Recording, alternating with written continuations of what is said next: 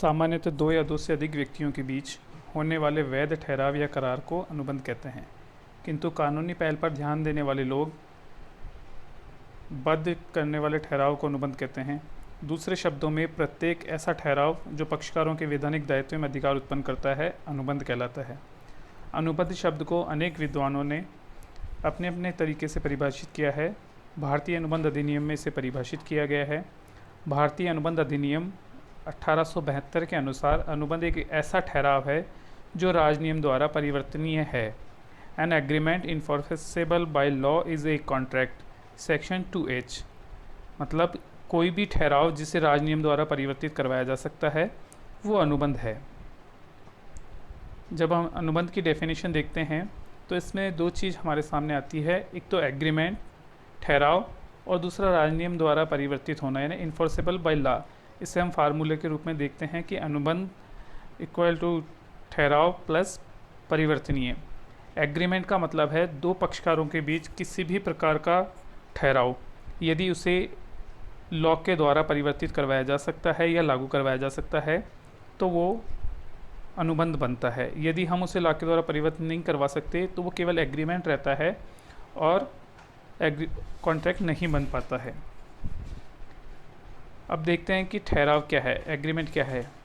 प्रत्येक वचन तथा वचनों का प्रत्येक समूह जो एक दूसरे के लिए प्रतिफल का निर्माण करते हैं ठहराव कहलाता है।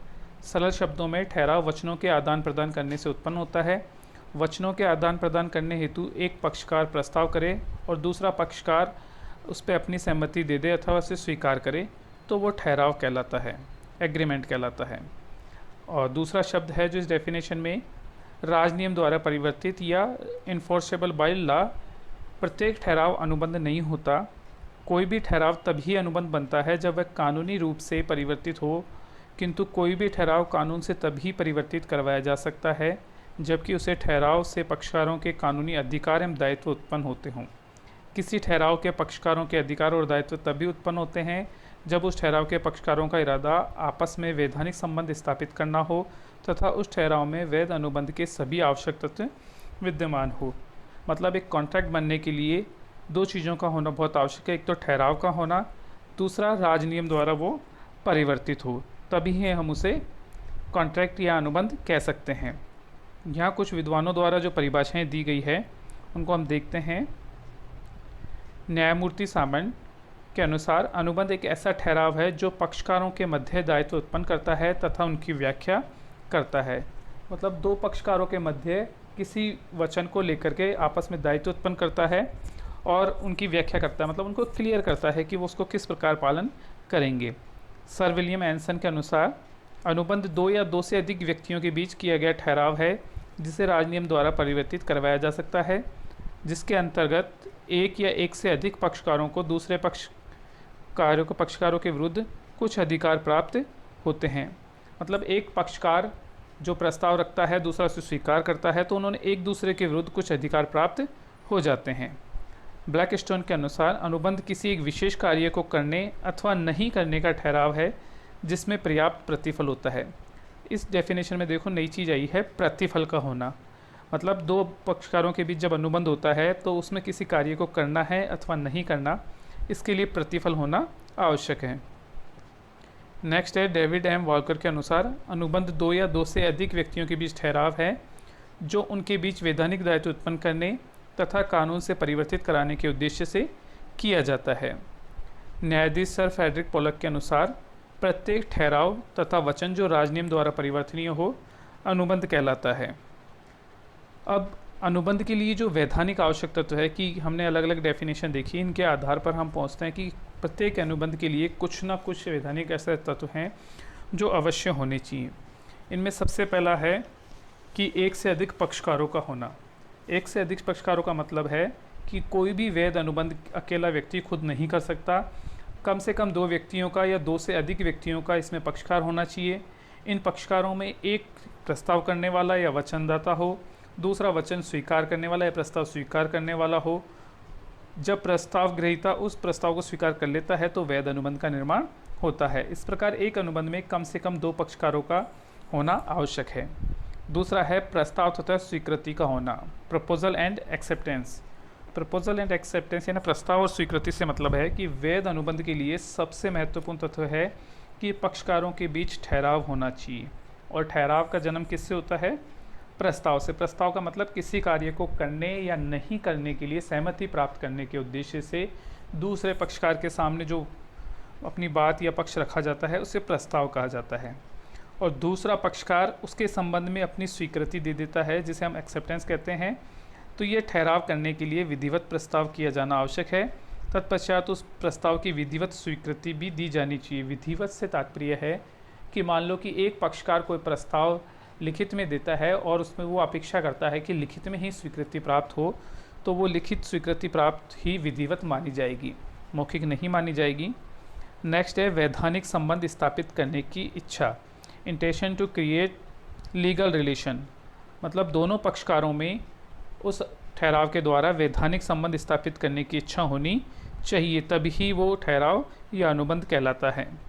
अगर दोनों में से एक भी पक्षकार उस प्रस्ताव को स्वीकार नहीं करता है या एक पक्षकार प्रस्ताव नहीं करता है, तो यहाँ पे माना जाएगा कि उनमें वैधानिक संबंध स्थापित करने की इच्छा नहीं है या वो वैधानिक रूप से उस प्रस्ताव को स्वीकार नहीं कर रहे हैं।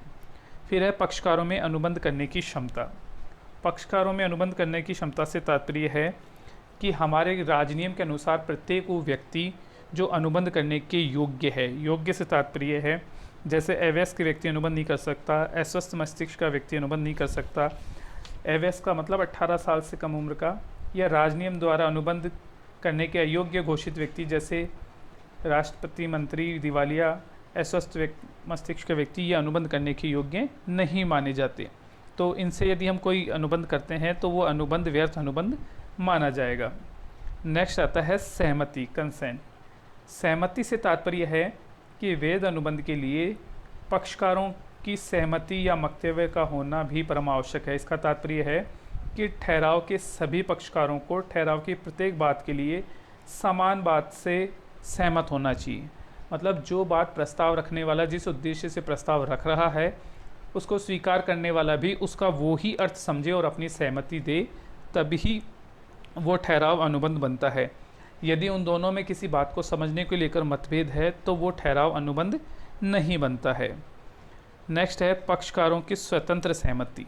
यहाँ स्वतंत्र सहमति से तात्पर्य है कि पक्षकार ने जो अपनी सहमति दी है वो स्वतंत्र होनी चाहिए। उस पर किसी प्रकार का बल प्रयोग या धोखे से या अनुचित प्रभाव द्वारा या झूठ बोलकर सहमति यदि ली गई है तो स्वतंत्र सहमति नहीं मानी जाएगी और स्वतंत्र सहमति के अभाव में अनुबंध नहीं बन पाएगा, केवल ठहराव रह जाएगा। नेक्स्ट है वैधानिक प्रतिफल। वैधानिक प्रतिफल से आशय है कि वैध ठहराव के लिए वैध प्रतिफल का होना अनिवार्य है। बिना प्रतिफल के ठहराव सामान्यतः व्यर्थ ही होते हैं। मतलब कुछ के बदले कुछ होने पर ही वैधानिक प्रतिफल माना जाता है। दूसरे शब्दों में प्रतिफल कोई वस्तु, कार्य या उसका वचन है कि एक कार्य के बदले में जो कार्य किया जाएगा या जो वस्तु दी जाएगी या जो भुगतान किया जाएगा वो वैधानिक प्रतिफल माने जाते हैं।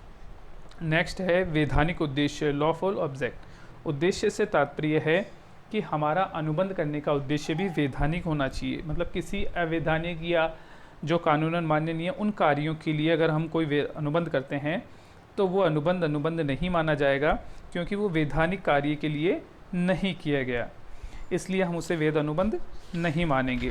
इसके बाद है निश्चितता, सर्टेनिटी। अनुबंध का एक प्रमुख तत्व ये भी है कि इसमें निश्चितता पाई जाती है। जिस ठहराव में अनिश्चितता पाई जाती है वह ठहराव अनुबंध नहीं बन सकता, या जिन ठहरावों का अर्थ निश्चित नहीं किया जा सकता उन्हें परिवर्तित नहीं करवाया जा सकता। कहने का तात्पर्य है कि दोनों पक्षकार किसी वस्तु या किसी बात को लेकर यदि सहमत होते हैं तो वो निश्चित होनी चाहिए, या निश्चित घटना होनी चाहिए, या निश्चित वस्तु सेवा होनी चाहिए जिसके लिए अनुबंध किया जा रहा है। नेक्स्ट है निष्पादन की संभाव्यता। संभाव्यता से पॉसिबिलिटी ऑफ परफॉर्मेंस। मतलब कोई भी अनुबंध ऐसा हो उसका निष्पादन किया जाना संभव हो। यदि मान लो कि कोई ऐसा अनुबंध है जिसे किया जाना संभव नहीं है, या कुछ ऐसे अनुबंध है जो कि दूसरे के किसी कार्य में बाधा डालते हैं, रुकावट डालने वाले हैं, या अनिश्चित अर्थ वाले हैं, या बाजी के ठहराव हैं, तो ये ऐसे जो अनुबंध हैं वो अनुबंध नहीं माने जाएंगे। इसके अलावा ठहराव स्पष्ट रूप से व्यर्थ घोषित ठहराव में से ना हो। Agreement must not be expressly declared void. स्पष्ट रूप से व्यर्थ घोषित ठहराव से तात्पर्य है राजनियम द्वारा या सामान्यतः देखने से जो ठहराव स्पष्ट रूप से व्यर्थ प्रतीत होते हैं, अगर ऐसा कोई ठहराव किया जाता है तो वो अनुबंध करने के योग्य नहीं है। इसके बाद है नेक्स्ट, वैधानिक औपचारिकताओं का पालन। वैधानिक औपचारिकताओं का पालन से तात्पर्य कंप्लेंट्स ऑफ लीगल फॉर्मेलिटीज़। कई ऐसे अनुबंध होते हैं जिनको करने के लिए कुछ एविडेंस या कुछ प्रमाणित या रजिस्टर्ड होना आवश्यक है। यदि किसी संबंधित अधिनियम द्वारा ऐसा करना अनिवार्य है तो वो अनुबंध तभी अनुबंध माना जाएगा जब वो सारी फॉर्मेलिटीज़ पूरी कर दी जाए या वो औपचारिकताएं पूरी की जाएगी। यदि वो औपचारिकताएं पूरी नहीं की जाएगी तो वो अनुबंध नहीं माना जाएगा। इसके आगे हम नेक्स्ट क्लास में देखेंगे